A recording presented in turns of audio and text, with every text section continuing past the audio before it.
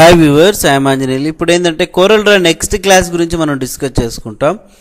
యాక్చువల్గా ఇప్పుడు మనం కోరల్ డ్రాతో వర్క్ చేయాలనుకుంటే సాధారణంగా ఇప్పుడు ఈ యొక్క ఇదంతా డ్రాయింగ్ ఏరియా, కానీ ఇది ఒక్కటే పేజ్ అనమాట.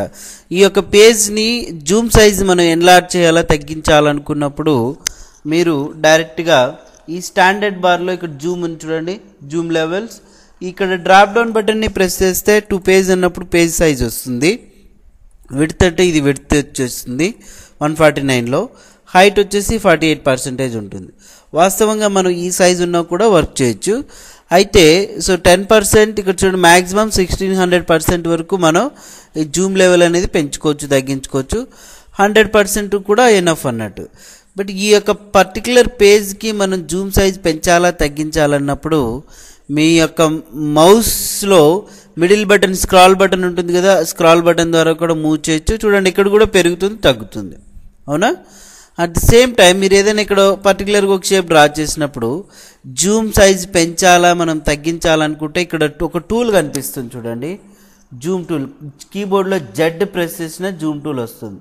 మీరు ఇలా పట్టుకొని డ్రా చేస్తే ఆ పర్టికులర్ షేప్ అనేది జూమ్ అవుతుంది. చూడండి, మరీ ప్రెస్ చేస్తే జూమ్ పెరుగుతూ ఉందా? అదే షిఫ్ట్ పట్టుకున్నారనుకోండి కీబోర్డ్లో, మీ కీబోర్డ్లో షిఫ్ట్ పట్టుకుంటే ఇక్కడ ప్రెస్ చేస్తే చూడండి జూమ్ సైజ్ అనేది తగ్గుతుంది.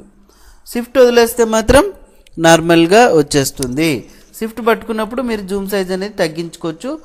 ఓన్లీ ఒక పర్టికులర్ షేప్ దగ్గర మాత్రమే మీరు జూమ్ పెంచుకోవాలనుకుంటే అక్కడ పర్టికులర్గా ఇలా డ్రాగ్ చేసి వదిలేస్తే జూమ్ అనేది ఎన్లార్జ్ అనేది అవుతుంది అన్నట్టు. ఓకే, సో ఇట్లా ఒక పర్టికులర్ ఫైల్కి మీరు ఏదైనా జూమ్ సైజ్ పెంచుకోవాలా తగ్గించుకోవాలనుకున్నప్పుడు సో కంపల్సరీ స్టాండర్డ్ బార్లోకి వెళ్ళాలి, లేదంటే మీరు మౌస్లో మిడిల్ బటన్ ఉంటుంది కదా, స్క్రాల్ బటన్, దాని ద్వారా మీరు స్క్రాల్ చేసుకోవచ్చు.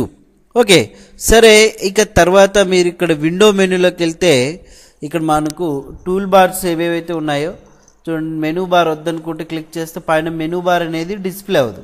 ఓకేనా?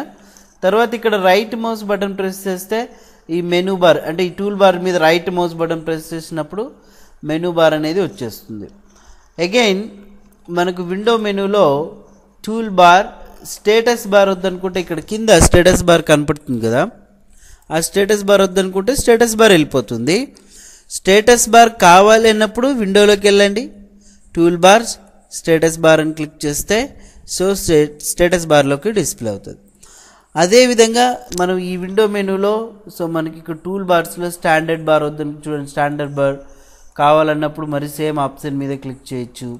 అట్లనే ప్రాపర్టీస్ బార్ ఉంటుంది కదా, ఇక్కడ ప్రాపర్టీస్ బార్ ఉంది కదా, దీన్ని ప్రాపర్టీస్ బార్ అని చెప్పొచ్చు, మనం ఆప్షన్స్ బార్ అని కూడా చెప్పుకోవచ్చు దీన్ని. నెక్స్ట్ ఇక్కడ మనకు ఈ టూల్ బార్లో చూడండి, ఇంకా టెక్స్ట్ టూల్ బార్ కావాల్సి వస్తే టెక్స్ట్ టూల్ బార్ వస్తుంది. అదేవిధంగా జూమ్ టూల్ బార్, నెక్స్ట్ వచ్చేసి చూడండి print, merge, transform, macros, layouts ఇలా ఉన్నాయి. లాక్ టూల్ బార్ అన్నప్పుడు ఈ టూల్ బార్ చూడండి మనం ఎట్లా కావాలనుకుంటే అలా మనం మూవ్ చేయొచ్చు. మరి ఇక్కడ యాడ్ చేస్తే చూడండి ఇక్కడికి వచ్చేస్తుంది ఎడ్జ్కి. అది మూవ్ కాకూడదు అనుకున్నప్పుడు ఇక్కడ మనకు డాట్స్ సింబల్స్ వస్తున్నాయి కదా, ఉన్నప్పుడు మూవ్ చేయొచ్చు డాట్ సింబల్ ఉన్నప్పుడు.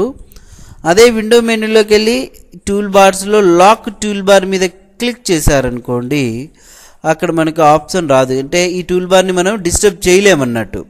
అర్థమైందా?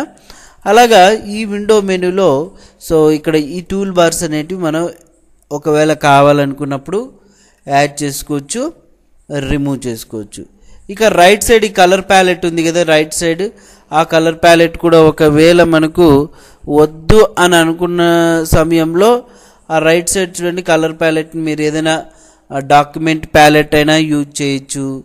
లేదనుకుంటే చూడండి డిఫాల్ట్ ప్యాలెట్ ఉంది, టిక్ మార్క్ తీసేసి వెళ్ళిపోతుంది. మరి ఈ కలర్ ప్యాలెట్లోనే ఇక్కడ మరి సేమ్ డిఫాల్ట్ ప్యాలెట్ మీద క్లిక్ చేస్తే ఆ డిఫాల్ట్ ప్యాలెట్ అనేది మనకు డిస్ప్లే అవ్వడం అనేది జరుగుతుంది అన్నట్టు.